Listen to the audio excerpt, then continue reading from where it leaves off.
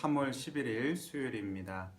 오늘은 여러분들이 예배당에 못 온 지 오래돼서 청년부실이 너무 그리울 것 같아요. 그래서 이렇게 청년부실에서 준비합니다. 빨리 우리가 이곳에서 모여서 하나님을 예배할 수 있는 날이 오게 되기를 바랍니다. 오늘 말씀은 사무엘상 3장 19절 20절입니다. 여호와의 선지자로 인정받은 사무엘. 오늘 말씀은 사실은 3장에서 7장까지의 말씀이 됩니다.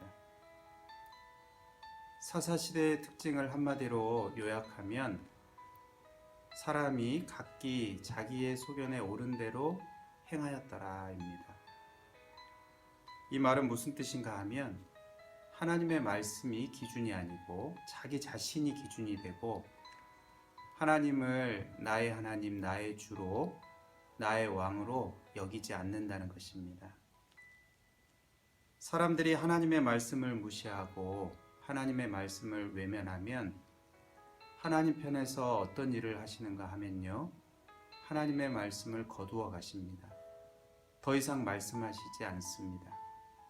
3장 1절에 아이 사무엘이 엘리 앞에서 여호와를 섬길 때에는 여호와의 말씀이 희귀하여 이상이 흔히 보이지 않았더라. 여호와의 말씀이 희귀하다는 것은 눈을 씻고 찾아볼래야 찾아볼 수 없을 정도로 드물게 되었다는 것입니다.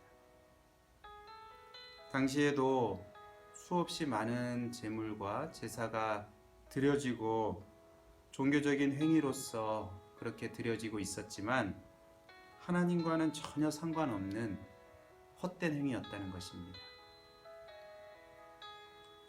이렇게 신앙의 껍데기만 붙들고 있는 그때에 하나님은 그 하나님의 백성들과의 관계를 회복하기를 원하셨습니다. 그래서 구림 여인 한나로부터 기도하는 가운데 사무엘을 태어나게 하시고 사무엘이 어려서부터 하나님의 집에서 거룩하게 구별되어서 자라가게 하시다가 마침내 사무엘을 찾아오셨습니다. 그리고 처음으로 주시는 말씀이 바로 엘리 제사장 집의 심판을 말씀하시는 것이었습니다. 그 후로도 사무엘이 자라는 동안 하나님께서 사무엘과 함께 하셨고 사무엘을 통해서 주시는 하나님의 말씀이 그대로 이루어지게 하시면서 하나님이 사무엘을 여호와의 선지자로 세우셨다는 것을 백성들이, 이스라엘 백성 모든 사람들이 인정하게 되었습니다. 이렇게 온 백성이 어린 사무엘을 여호와의 선지자로 인정하게 되었지만 정작 문제는 종교 지도자들인 이스라엘 장로들이었습니다. 이들에게도 하나님의 말씀이 없었습니다. 오히려 잘못된 지식이 그들에게 있었습니다.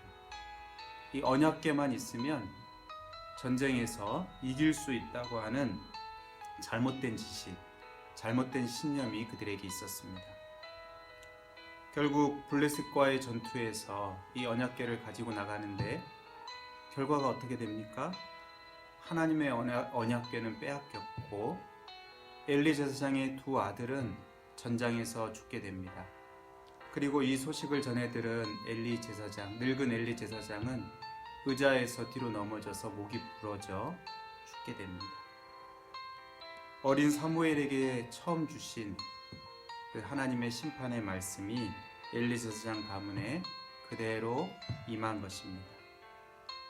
이때 엘리 제사장의 며느리가 출산하면서 그 아이의 이름을 이가봇이다, 영광이 없다.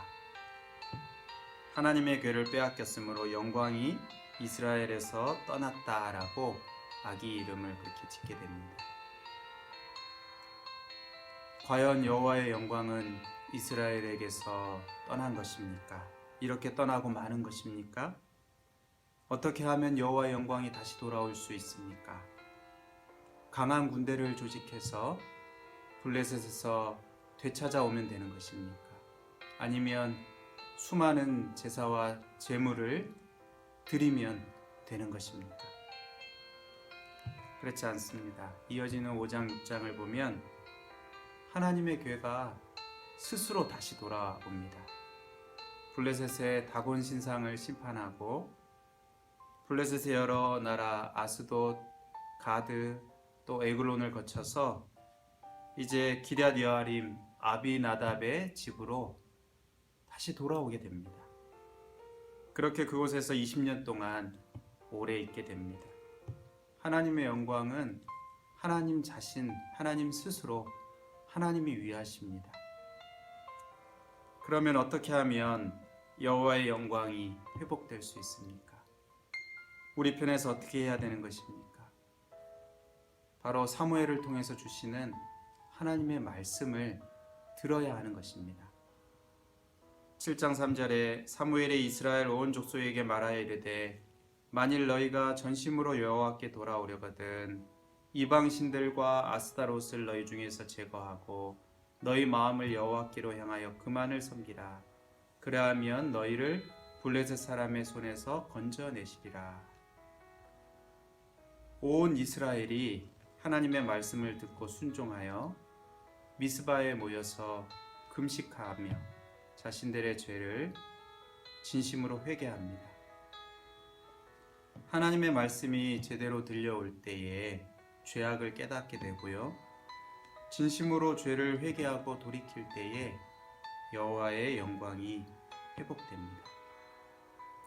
이렇게 되기까지 여호와의 법궤를 빼앗기고 실로의 성막이 파괴되어 폐허가 된 후 20여 년의 시간이 흘러갔습니다. 여러분, 우리가 예배당에 모여서 예배 드리지 못하고 있는 이때가 어쩌면 이때가 바로 하나님의 말씀을 들어야 할 때가 아닐까요?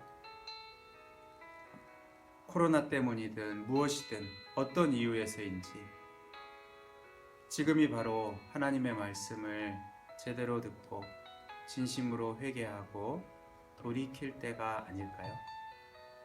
오늘 말씀을 정리합니다.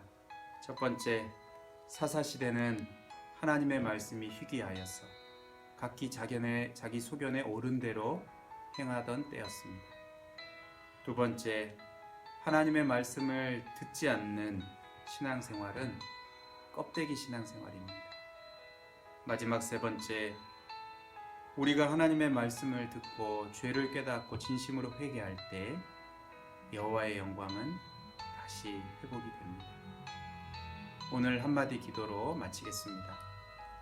하나님께서 세우신 말씀 사역자들이 어리다고 무시하지 않고 그들을 통해 주시는 주의 말씀을 경청하게 하소서. 예수님 이름으로 기도합니다. 아멘.